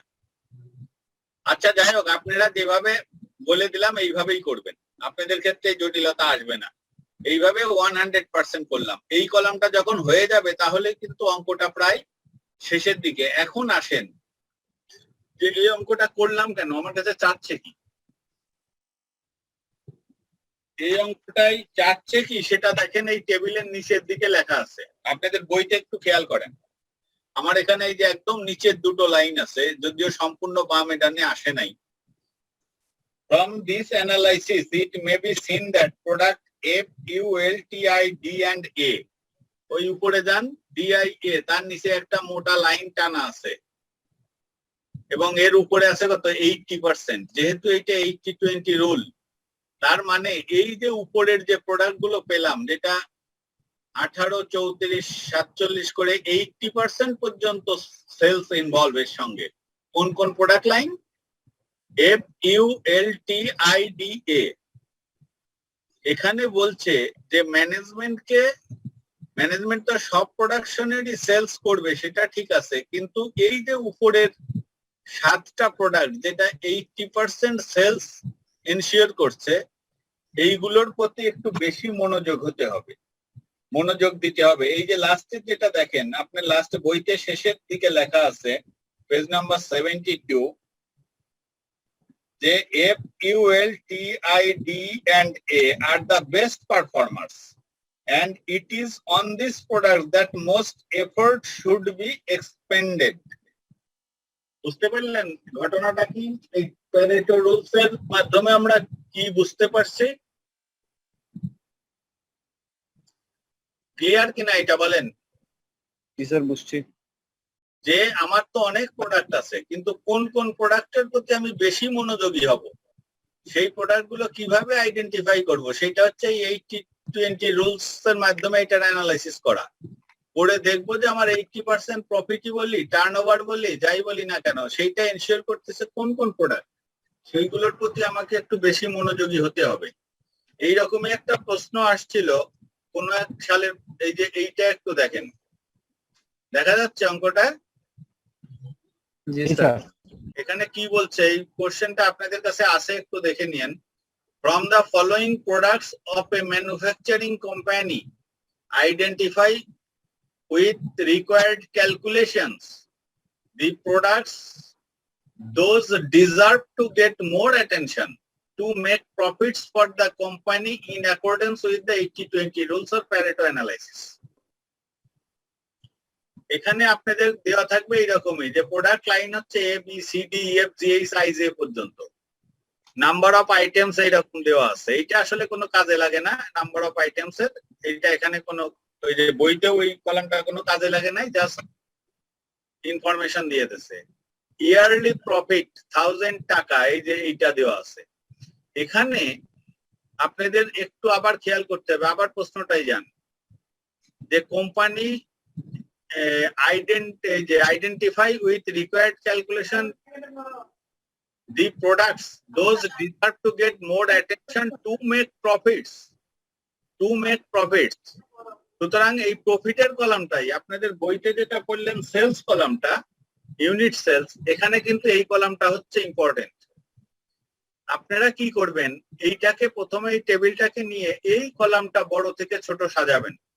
তাহলে প্রথমে কে যাবে? প্রথমে যাবে এই যে আই 144, তারপরে যাবে এ, তারপরে যাবে 100 অর্থাৎ ডি, তারপরে যাবে হয়তো 76 ই। এইভাবে বড় থেকে ছোট সাজিয়ে নেবেন। ঠিক আছে, বোঝা গেল? স্যার একটা কোশ্চেন ছিল। হ্যাঁ স্যার বইয়ে আমরা যেটা দেখছি স্যার, প্রথম 7টা প্রোডাক্টের কথা বলছে স্যার। প্রথম 7টা প্রোডাক্টের কথা কেন বলছে স্যার? ওটা কি 80% হয়েছে সেজন্য স্যার? হ্যাঁ হ্যাঁ স্যার তাহলে আমার জন্য যত বেশি হবে তত ভালো না? তাহলে স্যার এখানে 100% পর্যন্ত কেন ধরলাম, মানে 80% পর্যন্ত কেন ধরলাম? মানে 80-20 রুলস। 80% এর সাথে কয়টা প্রোডাক্ট যুক্ত? 8টা প্রোডাক্ট স্যার। হ্যাঁ, তাই না? আর বাকি 20% এর সাথে কয়টা প্রোডাক্ট যুক্ত? অনেকগুলো, 2 3 4 5 6 7 8 9 10 11 12 13 14টা, তাই না? জি স্যার। 14টা মিলে আপনারা দেবে 20 টাকা সেলস, আর ওই 7টা মিলে দেবে 80 টাকা সেলস। তা আপনি কোনটার প্রতি বেশি যত্নবান হবেন? জি স্যার, প্রথম 7টা এখন বলছে স্যার। এই বুঝতে পারছেন? স্যার এখানে যদি 80% জায়গায় 82% হতো, 83% হতো, তাহলে স্যার আপনি নিচের গুলোতে যত্নবান হবেন না সেইটা বলছে না, কিন্তু আপনার খেয়াল রাখতে হবে ওই 7টার দিকে বেশি। স্যার স্যার এখানে যেমন রাউন্ড 80% হয়েছে স্যার, এখানে যদি রাউন্ড 80% এর জায়গায় যদি 81 অথবা 82 83 এমন হতো স্যার। হ্যাঁ হতে পারে, সেটা তো আপনার এই প্যারেটো রুলের ভিতর বলে দিয়েছে তো, যে 80-20 মানে একদম এক্সাক্ট 80-20 এমন না। তবে আপনাদের এই লেভেলে যে অঙ্ক দেওয়া হবে সেইটা ওই এক্সাক্ট 80 হবে, অঙ্ক ডিজাইন করা হবে ওইভাবেই, যেমন এই অঙ্কটা সম্ভবত তাই আছে। বুঝতে পারলেন? তাই এইটাকে বড় থেকে ছোট সাজিয়ে এবং এইটাকে বড় থেকে ছোট সাজাবেন, মানে এইগুলোও কিন্তু উলট পালট হয়ে যাবে সব। সবচেয়ে বড় কোনটা এখানে? 144। এর পরের টেবিলে আপনারা যে টেবিলটা বানাবেন ওখানে 1 নম্বরে যাবে I 10 144, 2 নম্বরে যাবে A3 120, 3 নম্বরে যাবে D3 100, 4 নম্বরে যাবে E12 76, তারপরে সম্ভবত লাস্টেরটা J12 36, তারপরে যাবে C10 30, তারপরে যাবে B5 25, তারপরে যাবে G8 9, তারপরে যাবে H90। বোঝা গেল? যাওয়ার পরে এই প্রফিটের টোটালটা বের করবেন, যে টোটাল প্রফিট কত। এর পরের কলামে যখন পার্সেন্টেজ বের করবেন তখন ওই টোটাল দিয়ে এই প্রত্যেকটাকে ভাগ করবেন আর 100 দিয়ে গুণ করবেন, করে এখানকার পার্সেন্টেজ বের করবেন। স্যার পার্সেন্টেজে আপনার এই ফ্র্যাকশন আসলে কি করব? ফ্র্যাকশনটা রাউন্ড করে নেবেন, রাউন্ড করে নেব। 21.81 আসছে, তো ওটা কি আমি 22 করে নিব? হ্যাঁ হ্যাঁ হ্যাঁ, ফুল ফিগার করে নেবেন। ফুল ফিগার করার পরেও একটু অ্যাডজাস্টমেন্টের দরকার হয়, কারণ যোগফল আবার 100 হইতে হবে। ওইটা আপনারা নিজেরা একটু করে সেইভাবে বুঝতে পারবেন যে 100 করাতে দেখা গেল যে যোগ করে হচ্ছে 99, তখন ওই কোনটাকে বাড়াবেন, দেখবেন যে এর ভিতরে ওয়েট কোনটার বেশি, ওইটাকে 1 বাড়িয়ে দেবেন। আবার হতে পারে যে 101 হয়ে গেল, তখন ওই কোনটাকে কমাবেন, এইভাবে আর কি। আর একদম লাস্টে হচ্ছে কিউমুলেটিভ পার্সেন্টেজ, ওই কলাম যখন বের করবেন তখন হয়তো দেখা যাবে যে 3টে বা 4টে বা 5টাতে বা হয়তো 3টাতেই দেখা গেল 80% চলে আসছে, তখন আপনি কনক্লুশনটা দেবেন এই যে এইরকম। এখানে চাচ্ছে কি, identify the required calculation the product, তাহলে লিখবেন যে দি প্রোডাক্টস, তখন মনে করেন যে এখানকার যে কোনো যে 3টে আসবে প্রথমে 80% বা 4টে আসবে যে 80%, দি প্রোডাক্টস ওইভাবে ABCD যাই আসুক লিখে deserve to get more attention to make profits for the company in accordance to এত। ঠিক আছে? জি স্যার। এইটাই হচ্ছে প্যারেটো রুল। এবং এইরকম অঙ্ক আপনারা অন্য সালের কোশ্চেন দেখবেন, সেখানে হয়তো কিছু আছে, একটা দুটো থাকতে পারে। তাহলে এইটা সরিয়ে দিলাম।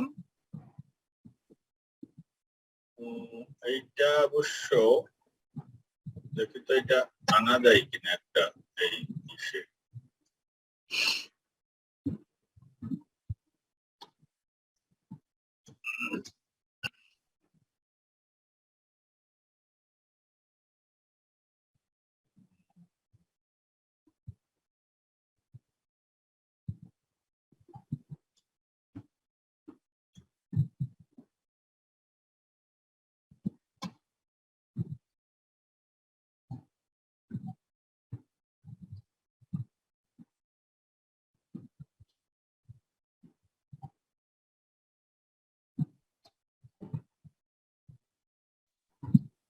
স্যার আমার অজিব নিয়ে একটু কথা ছিল স্যার।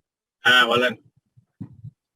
আমরা যে স্যার কিছুক্ষণ একটা ইলাস্ট্রেশন করলাম স্যার, হ্যাঁ আমরা কিছুক্ষণ আগে স্যার ইলাস্ট্রেশন ট্রেন করছিলাম স্যার, আনইকুয়াল ক্লাস সাইজ দিয়ে একটা ইলাস্ট্রেশন ট্রেন করছিলাম স্যার, হিস্টোগ্রামার ইয়ে নিয়ে স্যার, পলিগন বইতে স্যার। তার নিচে একটা অজিব দেয়া আছে স্যার, সেখানে যে গ্রাফটা আঁকা আছে আমার কাছে স্যার গ্রাফটা একটু স্যার মানে ডিফারেন্ট মনে হচ্ছে, কারণ আমরা কোন এলিমেন্ট নিয়ে করতেছি স্যার, যদি আগের যেগুলো দেয়া ছিল ক্লাস ইন্টারভেল আর ফ্রিকোয়েন্সি। কোন কোন কোত্থেকে পাইলেন এটা? স্যার বইতে ইলাস্ট্রেশন 10 আছে স্যার, আপনি আমাদের সাথে মিলাচ্ছিলেন যেটা ওই যে 9000 থেকে 11000, 11000 থেকে 13000 আমরা 180, 320 আর 100 যেটা করলাম স্যার, ওই যে এটা ছিল ওখানে স্যার আমরা হিস্টোগ্রাম করলাম, পলিগন করলাম, নিচে স্যার একটা অজিব দেয়া আছে, অজিবের গ্রাফ দেয়া আছে স্যার। আচ্ছা গ্রাফ একটু ওয়েট করেন।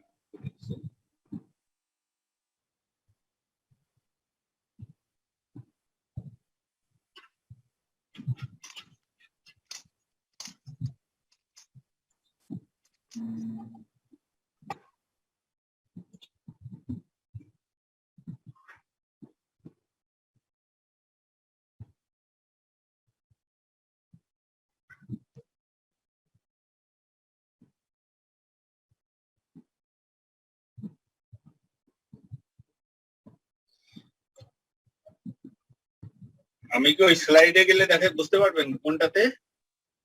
স্লাইডে গেলে যাওয়া যাবে। জি স্যার।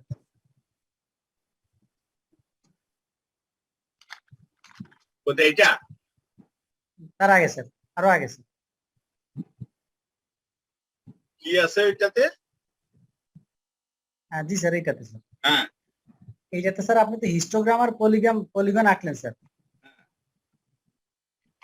বইতে, স্যার বইতে হার্ড কপিটা আপনার কাছেও বইতে আছে স্যার। হ্যাঁ এখানে নিচে স্যার একটা অজিবের গ্রাফ দেয়া আছে স্যার। হ্যাঁ খেয়াল করছেন স্যার? হ্যাঁ এইটা অজিব আঁকছে, অজিব যদি আঁকতে বলে অজিব আঁকবেন যে শুধু। স্যার অজিবের পয়েন্ট গুলো কোনটা নিল স্যার? কারণ এখানে আমরা যেটা নিলাম স্যার ক্লাস ইন্টারভেলটা তো আমরা নিলাম, কিন্তু উপরের যে কিউমুলেটিভ ফ্রিকোয়েন্সিতে যেটা করা আছে স্যার, সেখানে গ্রাফটা স্যার ঠিক বুঝতেছি না পয়েন্ট গুলা কিভাবে নিল স্যার।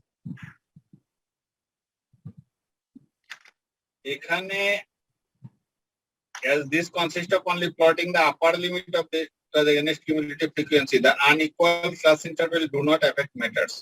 এই জায়গাটাই বলছে যে আপনি অজীব আকার এমনি আমার ফিলোসফিটা কি, যেমন হচ্ছে যে আমার ক্লাস তো চেঞ্জ হবে না, তাই না? আর ভার্টিক্যাল অ্যাক্সিস বরাবর যাবে হচ্ছে এইটা। আপনি এইটা দেখেন, কিউমুলেটিভ ফ্রিকোয়েন্সি যেহেতু আমার দরকার হবে, এখানে কিউমুলেটিভ ফ্রিকোয়েন্সি কত আসবে? আপনাদের ওই যে যেটা ক্যালকুলেশন করলেন তাতে কিউমুলেটিভ ফ্রিকোয়েন্সি আসে কত? ফার্স্ট হচ্ছে যে অরিজিনালি যেটা দেওয়া আছে সেটা যোগ করলে কত আসে? অরিজিনাল ওটা ভেঙে যেটা করবো সেটা নিয়ে তো কাজ করবো স্যার, আমার ডেনসিটি নিয়ে কাজ করবো না স্যার এখানে? না, ডেনসিটি নিয়ে কাজ করেন, ডেনসিটি নিয়ে নিলে যোগ করলে কত আসে? স্যার দেখতেছি স্যার। বহু আসে। আপনার ওই যে এইটা অরিজিনালটা নিয়েই করতে হবে, কারণ হচ্ছে যে দেখেন এই যে ওই ছবিটার উপরে যে প্যারাটা লেখা আছে ওইটা পড়েন। হ্যাঁ, before leaving this example, it is worth pointing out that the ogive of this distribution would present no extra problem, as this consists only of plotting the upper limit of its class against cumulative frequency. The unequal class interval do not affect matters. তার মানে অজীব আকার সময় এইটার অ্যাডজাস্টমেন্টের দরকার নেই। আমরা কিউমুলেটিভটা নিয়ে কাজ করলেই হবে স্যার এখানে। কিউমুলেটিভটা নেই, এখানে যেরকম 11,000 আর 11,000 হবে হচ্ছে এক্স এর ভ্যালু, ওয়াই এর ভ্যালু হবে 108, তারপরে 13,000 264 যোগফল। স্যার। ঠিক আছে? জি স্যার, বুঝতে পারছি স্যার। স্যার আরেকটা কোশ্চেন ছিল, আমাদের প্রিভিয়াস ক্লাসে করাইছিলেন স্যার। হ্যাঁ বলেন। প্রিভিয়াস ক্লাসে স্যার সেটা ছিল যে আমাদের একটা एग्जांपल দেয়া ছিল, ইউজ দ্য অজিব from the above example to estimate the percentage of days when output of A is less than 47 unit. এই টাইপের একটা অঙ্ক ছিল স্যার। এটা কোন এই যে গত ক্লাস স্যার, গত ক্লাসের ছিল স্যার, মানে এই চ্যাপ্টারেরই? জি স্যার। কিন্তু এগুলো তো আমি এইটা একটু শেষ করে নিই, তারপরে দেখবো না। জি স্যার, শিওর শিওর। কারণ না হলে ভুলানো যাবে না।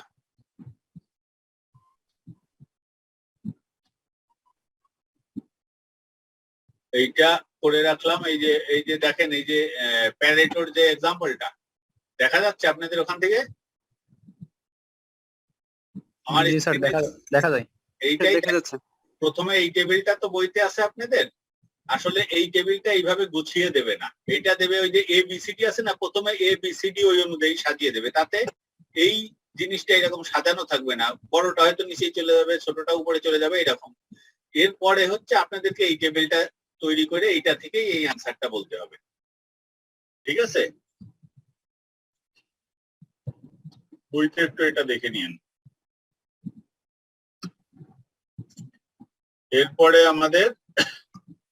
এরপরে আছে কিছু অঙ্ক আছে যেগুলো আপনাদের বইতে আছে।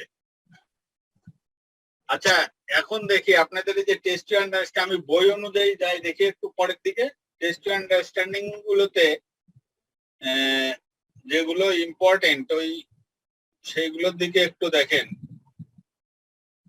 এখানে দেখেন তো কারোর কোনোটা বোঝার সমস্যা আছে কিনা, তাহলে এখনই বলে দিই। আজকে তাহলে যে অবশ্যই এখনো টাইম আছে আমার, এরপরে হচ্ছে সামারাইজিং এন্ড অ্যানালাইজিং ডেটা 2 শুরু করতে চেয়েছিলাম। তাই এখানে একটু দেখেন, আমরা যদি যাই এই প্রবলেমটা আমাদের সময় দিতেন, কিছু বলবেন? বললাম স্যার 10 মিনিট যদি একটু নামাজের সময় দিতেন। 10 মিনিট দিলে আর থাকবে কয় মিনিট হাতে? আমাদের এখানে এখন আজানই দেয় নাই স্যার। আচ্ছা আজান তো আমিও শুনলাম নাকি, না এখনো দেয়নি তো, এখানেও তো দেয়নি। চট্টগ্রাম আজান দিয়ে দিচ্ছে। স্যার 5 মিনিট আগে শেষ করে দিলে হবে।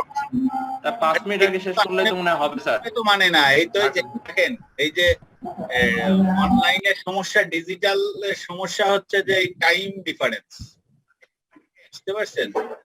স্যার আমি কিছু কেউ যদি কিছু মনে না করে একটা কথা বলতে চাচ্ছিলাম স্যার। মাগরিবের ওয়াক্ত স্যার 1 ঘন্টা 12 মিনিট থাকে স্যার, আর আমরা তো মাত্র শুরু, বেশিক্ষণ লাগবে না স্যার, 20 মিনিটের মধ্যে শেষ হয়ে গেলে আমাদের আউয়াল ওয়াক্ত থাকবে স্যার, করতে পারবো স্যার। এটা আমার পার্সোনাল কনসেপ্ট বললাম স্যার। আচ্ছা দেখেন এইগুলো আপনারা দেখেন যেভাবে বলেন সেটাই করি, কিন্তু আবার এই চিটাগাং এ নামাজ শেষ হইতে হইতে ঢাকার আজান দেওয়া শুরু হয়ে যাবে তো। আবার খুলনাও আছে তো। ক্লাসটা নিয়ে শেষ করে দিলাম। ঢাকায় তো আজান দিচ্ছে অলরেডি। হ্যাঁ, ঢাকায় এই যে আজান কেবল শুরু হলো, আর খুলনা 3-4 মিনিট পরে। আচ্ছা স্যার ঠিক আছে, কন্টিনিউ করেন স্যার, অলরেডি 6:43 বাজে, আপনি 5 মিনিট আগে ছাড়লে হবে স্যার। একটা কাজ করি, আমি 5-6 মিনিট একটু পরে আপনাদের আবার ঢুকি, 5-6 মিনিটের একটা গ্যাপ দিয়ে দিই। না স্যার স্যার, 5 মিনিট ভালোভাবে হবে না ঠিক স্যার, আছে, আপনি স্যার, 10 মিনিট লেট কয়টা 50 আমি ফিরে আসি। স্যার আমরা যদি জামাতেও করতে চাই এখন থেকে 5 মিনিট পরে জামাত শুরু হবে, ঘুরে ফিরে লাভ নাই স্যার, মানে আর নামাজটা তাড়াহুড়ো করে পড়া হবে স্যার। আচ্ছা, তাহলে আমি একটু দেখি, এইবার দেখি। আমি সরি যে তাহলে টাইম ডিফারেন্সের কারণে আমি একটু কন্টিনিউ করি। যদি কেউ জি স্যার, কন্টিনিউ করেন স্যার। না এটা করতে পারেন পরে আমাকে বলেন, আমি আবার বুঝিয়ে দেবো, সমস্যা নেই। আচ্ছা, এই প্রথমটা একটু দেখেন। In a histogram the common class with is 10 pound. খেয়াল করেন বিষয়টা, হিস্টোগ্রামটা চোখের সামনে একটু কল্পনা করেন যে হিস্টোগ্রাম যার কমন ক্লাস উইথ হলো 10 পাউন্ড, এখানে আছে, আপনারা 10 চিন্তা করেন। For analysis purpose the analyst has set one class width 12.50. আর একটা ক্লাসে সে দেখলো যে ক্লাস উইথ হয়ে গেল 12.50 and the frequency recorded is 80 respondents. To maintain accuracy of the histogram, what is the score must be plotted? স্কোরটা আসলে কত হবে? 80 টা তাহলে কত হবে? adjusted frequency যেটা, এইটা কি হবে বলেন তো? 10-এ বাড়ছে 25% স্যার। হ্যাঁ, 10 হয়ে গেল 12.5, তার মানে এটা বাড়লো, তাই না? তাহলে 80 কে কমাতে হবে। কতটুকুতে কমাবো? এই 12.5-কে 10 দিয়ে ভাগ দিলে যেটা হয় সেইটা দিয়ে 80 কে ভাগ দিতে হবে।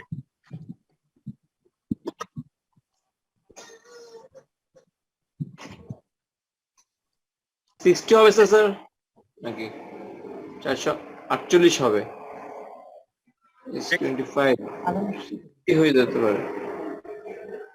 এইটা আপনাদের টেস্ট টু আন্ডারস্ট্যান্ডিং 10, আন্ডারস্ট্যান্ডিং 10 বইতে দেখেন 12.50। আমরা যেমন হচ্ছে যে একটা ক্লাস উইথ মনে করেন 10,000, এরপর একটা 20,000, তাহলে দ্বিগুণ হয়ে গেল। দ্বিগুণটা বের করবো কিভাবে? ওই 20,000-কে 10,000 দিয়ে ভাগ দিলেই 2 বের হয়ে যাচ্ছে। যেহেতু এটা বেড়ে গেল তাহলে ফ্রিকোয়েন্সিকে কমাইতে হবে, ওই 2 দিয়ে। হ্যাঁ, এই অঙ্কটাতেও 12.50-কে 10.00 দিয়ে ভাগ করতে হবে, তাহলে হবে 1.25। ওই 1.25 দিয়ে 80-কে ভাগ করতে হবে, ঠিক আছে? 64 হ্যাঁ, 64।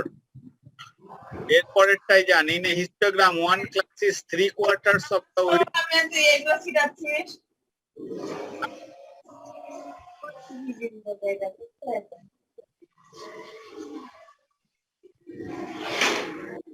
এটা একটু দেখেন, ইন এ হিস্টোগ্রাম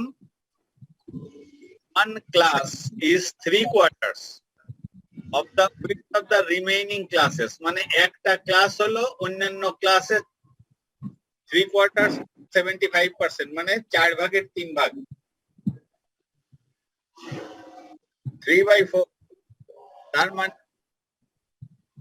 ফ্রিকোয়েন্সি এইটা বেশি থাকলে ওইটাকে কমাইতে হবে। মনে করেন একটা হলো 75, তাহলে পরের গুলো হবে 100। 3/4 মানে এইটা বোঝাচ্ছে যে প্রথম ক্লাসটা যদি 70, ক্লাস ইন্টারভেল যদি 75 হয়, পরের গুলো হবে 100। তা ওই 100 যেগুলো আছে,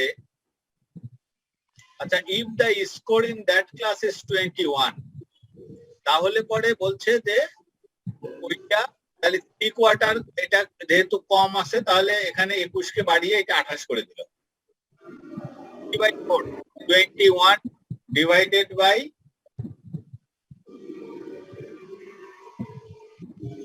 3/4 equal to 28। সেটা হবে 4/3 উল্টে যাবে স্যার, 3/4 ছিল, 4/3 into 21। হ্যাঁ, এরপরের যে অঙ্কটা আছে এটা আমার মনে হয় এটা দরকার নেই, এটা ওই যে আবার এই যে সার্কেলের ক্ষেত্রফলের বিষয়টা চলে আসে, দরকার নেই। এইটা দেখতে পারেন যে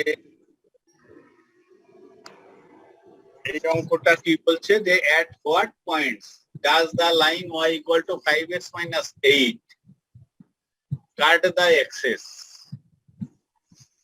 Your answer should take one decimal place. এইটা কি হবে বলেন? এইটা কি আপনাদের বইতে আছে? নাই, আচ্ছা না থাকলেও সমস্যা নেই। এই যে অঙ্কটা আসলে কি চাচ্ছে সেইটা বুঝতে পারছেন কিনা? যে at what points does the line y equal to 5x minus 8 cut the axis? Axis মানে হচ্ছে x axis এবং y axis। প্রথমে হচ্ছে যে ওই x axis এবং y axis এ এই রেখাটা কোন কোন পয়েন্টে কাট করে, এইটাও আপনাদের জন্য খুব উপযোগী প্রশ্ন না। তারপরেও বলে দিচ্ছি যে x axis এর উপরে হচ্ছে y এর মান 0, তাহলে y এর মান 0 ধরলে এখানে x এর মান আসবে 8/5, আর y axis এর উপরে x এর মান 0, সেই ক্ষেত্রে y এর মান আসবে -8। তাহলে পয়েন্ট দুটো আমি পেয়ে যাচ্ছি। x axis এর উপরে হচ্ছে 8/5, 0, এইটা হচ্ছে x axis এর উপরের পয়েন্ট, আর y axis এর উপরের পয়েন্ট আসবে 0 -8। তা এই অঙ্কটা আপনাদের দরকার নেই, যেহেতু ওই যে স্ট্রেট লাইন কি জিনিস কি কি এইগুলো আসলে আগের সিলেবাসে ছিল, বর্তমান সিলেবাসে এটা নেই। তারপরেরটাই বলছে what is the slope corrected to 2 decimal points line 3x plus 4y equal to 12? এইটার বলছে যে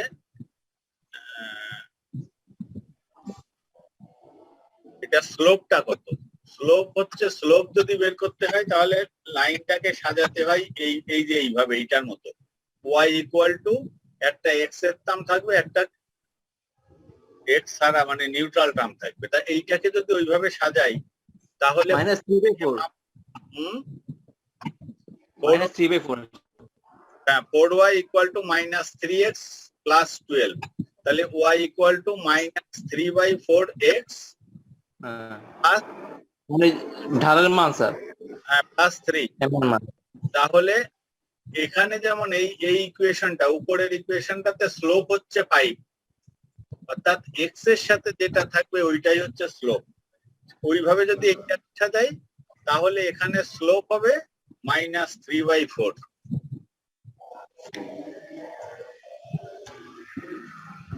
এরপরে এই একটা অঙ্ক আছে,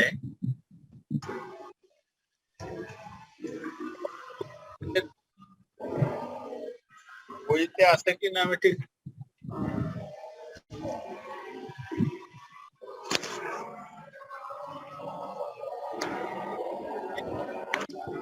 if 60 units are produced per week, total manufacturing cost are 1200 pound. If 80 units are produced, total cost are এত। State লাইনে linear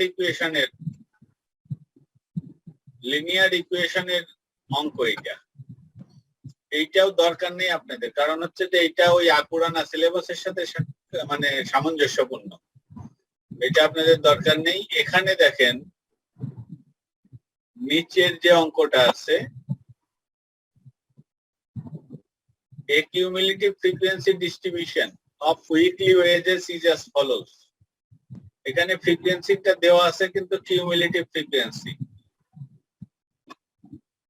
How many were paid less than 300 pound? How many were paid more than 200? এইটা কি আছে নাকি আপনাদের বইতে? দেখেন তো একটু। আছে স্যার, 18 নম্বর আন্ডারস্ট্যান্ডিং স্যার। 18 না 18 নম্বরে, আচ্ছা হ্যাঁ 18 নম্বরে। তা এই অঙ্কটা তাহলে কিভাবে আমরা করব? How many were paid less than, এটা কিউমুলেটিভ ফ্রিকোয়েন্সি কিন্তু দেওয়া আছে, তার মানে বলছে যে কতজনার 300-র চেয়ে কম পাউন্ড পে করা হয়েছে। তা 300 হচ্ছে যে লেস দ্যান 300, তার মানে এটা লেস দ্যান 300 মানে এই যে এর যে উপরের সব কয়টাই, মানে এই যে কিউমুলেটিভ হচ্ছে 155। How many were paid more than 200? More than 200 মানে 125, টোটাল হচ্ছে 175। তাহলে 175 থেকে 125 বাদ দিবেন, দিলে হয় 50, ওইটাই হবে অ্যান্সার।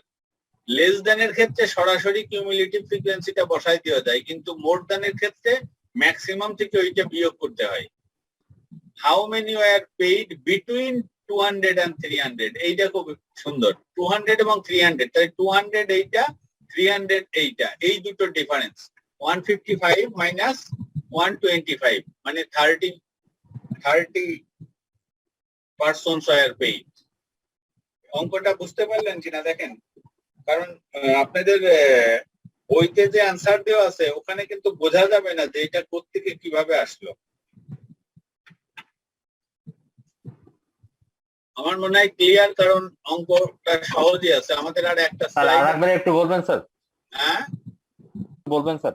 এইটা বলছে কি, অঙ্কটা একটু পড়েন। A cumulative frequency distribution of weekly wages is as follows. ওই যে শ্রমিকদের যে সাপ্তাহিক বেতন দেয়, মজুরি দেয়, সেই মজুরিটা ফ্রিকোয়েন্সি, মোট শ্রমিক হলো 175 জন, তার ভিতরে 150 পাউন্ডের কম পায় হচ্ছে 45 জন, 200 পাউন্ডের কম পায় 125 জন, যার ভিতরে 45ও আছে, 300 পাউন্ডের কম পায় 155 জন, যার ভিতরে ওরাও আছে এরাও আছে। এইভাবে অঙ্কটা দেওয়া আছে। এখন বলছে যে how many were paid less than 300? এই দেখেন লেস দ্যান 300 কত আছে, 155। যেহেতু কিউমুলেটিভ ফ্রিকোয়েন্সি, এইটাই অ্যান্সার। যদি এটা কিউমুলেটিভ ফ্রিকোয়েন্সি না হতো তাহলে একটা কলাম কিউমুলেটিভ ফ্রিকোয়েন্সি বের করে নিয়ে তারপরে করতে হতো। ঠিক আছে। 2 নাম্বারটা মোর দ্যান আছে, how many were paid more than 200? তা লেস দ্যান 200 আমার এইটা আছে, তাহলে মোর দ্যান 200 এর উপরের গুলা হবে। তার মানে মোট হচ্ছে 175, তার ভিতরে লেস দ্যান 200 125 বাদ দিলে বাকি যেটা থাকে 50, সেইটাই হচ্ছে এইটার অ্যান্সার। জি স্যার। আর how many were paid between 200 and 300? 200 এ আছে 125, 300 এ 155, যেহেতু বিটুইন বলতেছে তাহলে এই দুটো ডিফারেন্স, এই দুটো ডিফারেন্স 155 মাইনাস 125 ইকুয়াল টু 30। ঠিক আছে, থ্যাংক ইউ। এইটা কি বলছে, if the following data is to be illustrated by means, এইটা কত নম্বরে আছে বা আদৌ আছে কিনা? 19 নম্বরে স্যার। স্যার 19 আছে স্যার। আচ্ছা আচ্ছা 19, হ্যাঁ আচ্ছা, কিন্তু 19-এ দেয়া আছে the correct heights are as follows, নাকি এটা অ্যান্সার? ও আচ্ছা, হ্যাঁ, দি ফলোইং ডেটা, ঠিক আছে 19 নম্বরে। If the following data is to be illustrated by means of a histogram and if the standard interval is taken to be 10 kg, calculate the heights of the bars of the histogram. এটা কি করতে হবে বলেন তো? Sir আমরা density করলেই হবে sir, যা আছে গুণ ভাগ করব। ডেনসিটিটাই অ্যান্সার। তাহলে এখানে দেখেন স্ট্যান্ডার্ড বলতেছে 10 কেজি, তার মানে 10 আছে কোনটা, এইটা আছে, এইটা আছে, পরেরটা নাই, তারপরেরটাও নাই, তারপরেরটাও নাই। তার মানে প্রথম দুটো ঠিকই থাকবে, পরেরটা যেহেতু ডাবল হয়ে গেল এটাকে 2 দিয়ে ভাগ দিয়ে 70 বানাইতে হবে, তারপরেরটাও ডাবল, এটাকে 2 দিয়ে ভাগ দিয়ে 38 বানাইতে হবে, তারপরেরটা 4 গুণ, এটাকে 4 দিয়ে ভাগ করে 16 বানাইতে হবে, ব্যাস অঙ্ক শেষ। ঠিক আছে, এরপরে লাস্টে কি আছে, the following data are to be illustrated by means of a pie chart. Calculate the angles that corresponds to the category of the nearest whole number. এটা পারবেন সবাই? এটা 360 ডিগ্রি স্যার। হ্যাঁ, এখানে একটা টোটাল লাগবে, এখানে একটা টোটাল লিখলে এটা তো 100ই হবে, 100%, তাই না? 42 38 কত হয়, 80, 80 আর 20 এটা 100 হলো, 100%। তাহলে 360 কে 100 দিয়ে ভাগ দেবেন, আর এইটা দিয়ে গুণ, এইটা দিয়ে গুণ, এইটা দিয়ে গুণ, এইটা দিয়ে গুণ, তাহলে 4টা অ্যাঙ্গেল বেড়ে গেল। এইটাও কি বইতে আছে? পুরোটা যোগ করে গুণ করব, তাই তো? হ্যাঁ, এটা হচ্ছে 21 number, test your understanding 21, test your understanding 21, yes. এখানে তাহলে 21, হ্যাঁ 21 এ দেখেন ওইভাবেই তবে যেভাবে অ্যান্সার করে দিয়েছে খুব বেশি ভিজিবল নয়, যারা যেহেতু পার্সেন্ট টোটালটা বের করা নেই, টোটালটা দেবেন 100%, তারপরে 100 দিয়ে ভাগ দিবেন, অথবা সরাসরি যেমন 42% তো 0.42 দিয়ে 360 কে গুণ দেবেন, 0.38 দিয়ে 360 কে গুণ দেবেন, 0.515 কে 15 ইন্টু 360 আর 0.05 ইন্টু 360, তাহলে অ্যান্সারটা বেড়ে যাবে। ঠিক আছে, ক্লিয়ার সবার কাছে? জি স্যার। নেক্সট ক্লাস হবে এই যে এইটা, সামারাইজিং এন্ড অ্যানালাইজিং ডেটা 2। ঠিক আছে স্যার। স্যার স্লাইডের একটা সমস্যা রয়ে গেল স্যার একটু আমার কাছে স্যার। হ্যাঁ বলেন কোনটা? স্যার গত ক্লাসে স্যার। গত ক্লাস মানে কি? এই যে একের মানে এই যে আজকে তো বৃহস্পতিবারের ক্লাস ছিল স্যার আপনার। এইটা স্যার বৃহস্পতিবারের ক্লাস ছিল, বৃহস্পতিবারের ক্লাস। ভাই খেয়াল না, এই যে এইটারই তো। জি স্যার এইটারই স্যার। এটারই কোন স্লাইড? এটা স্লাইড তো স্যার নাম্বার তো স্লাইড দেয় নাই স্যার, এটা একটা স্যার ওই যে আমরা করছিলাম স্যার। হ্যাঁ স্যার একটা শেষের দিকে যাবেন নাকি স্যার একদম? হ্যাঁ যাওয়া যাবে। আর পরে স্যার, স্যার অজীবেরও পরে। জি স্যার অজীবেরও পরে স্যার। নেক্সট স্যার এইটা আর পরে স্যার এইটা স্যার। জি স্যার। হ্যাঁ এটা কি? এইটা কি স্যার একটু স্যার এটা কি আলোচনা করছিলেন স্যার সেদিন হ্যাঁ ক্লাসে? হ্যাঁ হ্যাঁ হ্যাঁ হ্যাঁ স্যার সরি স্যার আমি মিস ও না, করছি। এটা আলোচনা হ্যাঁ করা হয়েছিল তো, পার্সেন্টেজ যত মনে পড়ে করা হয়েছিল। স্যার এই একটু যে এইটার উপরে, এই যে এইটার উপরে এইটাতে কি আছে? Use the wajib from the above example to estimate the percentage of days when output of A is less than 47 unit. এইটা মনে হয় একটু এই যে এইটা আসলে ওই গ্রাফটা দরকার, অজীবের যে ছবিটা ওইটা লাগবে। এইটার ঘটনাটা কি হচ্ছে আমি বলি, the percentage of days when output of A is less than, এইটা কি এই অঙ্কটা? হ্যাঁ এই যে output of A is less than 47 units, ওইটা দিয়ে স্যার বোঝা যাচ্ছে যে আগের অঙ্কটা দিয়ে, কিন্তু বুঝতেছি না হ্যাঁ কি হ্যাঁ আছে। 47 ইউনিটস। তাহলে 47 আছে কোথায়? এটা হলো 45 50, 47 কিন্তু এখানে নাই। এখানে না থাকার কারণে আপনাকে কিন্তু ওই অজীব এ কে ওখান থেকে বের করতে হবে। ওখানে যেহেতু ওয়াই অ্যাক্সিস বরাবর কিউমুলেটিভ ফ্রিকোয়েন্সি, এখানে বলছে যে 47 ইউনিটস, তাহলে এক্স অ্যাক্সিস বরাবর 47 এ যাবেন। ঠিক আছে, গিয়ে আপনি উপরের দিকে ওই কার্ভের উপরে যাবেন, যে বাই ওয়াই অ্যাক্সিসে যায় দেখবেন যে ওইটা কোন পয়েন্টে মিট করে, ওইটাই অ্যান্সার। এই যে এখানে from the graph the cumulative frequency corresponding to 47 is 10.5, so the required percentage is, total যেহেতু 22, 10.5 কে 22 দিয়ে ভাগ দিয়ে 100 দিয়ে গুণ। এখন স্যার অঙ্কটার বেসটা হচ্ছে আগের অঙ্কটা স্যার। হ্যাঁ আগে স্যার ওইটা ছবি আঁকলে পরেই পেয়ে যাবেন সঙ্গে সঙ্গে, দেখবেন। ঠিক আছে স্যার। স্যার একটু আগের স্লাইড আরেকটু আগে যাবেন স্যার প্লিজ স্যার। হ্যাঁ এটার একটু আগে স্যার, আরেকটু আগে স্লাইড স্যার, এইটা আরেকটু আগে স্যার। হিস্টোগ্রাম মানে অজীব একটা কথা আছে স্যার, একটু আগে স্যার, আরেকটু আগের স্লাইড স্যার, আরেকটু আগে স্যার, আরেকটু আগে স্যার। আর তো আগে অজীব নাই মানে এই স্যার এইখানে স্যার, এইখানে স্যার এই যে ছিলেন স্যার। এইটা এইটা না, এটা আমি স্কিপ করে গেছিলাম যে ওই যে লেস দ্যান আর মোর দ্যান, এটা আপনাদের এখানে বইটা আলোচনায় নাই। না স্যার আমি ওই তার আগের স্লাইডটা একটু জান স্যার, আগের স্লাইডটা স্যার এইটা স্যার। জি স্যার। হ্যাঁ এইখানে স্যার যে একটা কথা বলা আছে স্যার, এখানে ইন্টারমিডিয়েট এক্স স্যার আপনি একটু খেয়াল করেন স্যার এখানে। হ্যাঁ কয় নাম্বার পয়েন্ট? এটা 2 number point, with a discrete variables intermediate x values have no meaning in reality sir. এইটার স্যার লাইনটা স্যার একটু clear না। এই ইসের ক্ষেত্রে কি বলে, উইথ এ ডিসক্রিট ভেরিয়েবল, যেহেতু আমরা এই যে এইগুলো করি হিস্টোগ্রাম এবং এই যে অজীব, এইগুলো হলো কন্টিনিউয়াস ভেরিয়েবলের ক্ষেত্রে করা হয়। যদি ডিসক্রিট ভেরিয়েবল দেওয়া থাকে তাহলে ওইটাকে কন্টিনিউয়াসে কনভার্ট করে নিতে হয়। এই যে 0.5 আলোচনা করেছিলাম, খেয়াল আছে কিনা? জি স্যার। জি স্যার। ঠিক আছে, এইটা এই হিস্টোগ্রাম আর অজীব হলো কন্টিনিউয়াস ভেরিয়েবলের ক্ষেত্রে। তা আমি এইটাই সবাইকে থ্যাঙ্কস জানাচ্ছি, আমি বেরোয় যেতে চাচ্ছি, নাহলে আবার আইসিএমএ থেকে এখন আবার কল দেবে। ঠিক আছে স্যার, থ্যাংক ইউ স্যার। থাকেন, আবার কথা হবে। ওকে।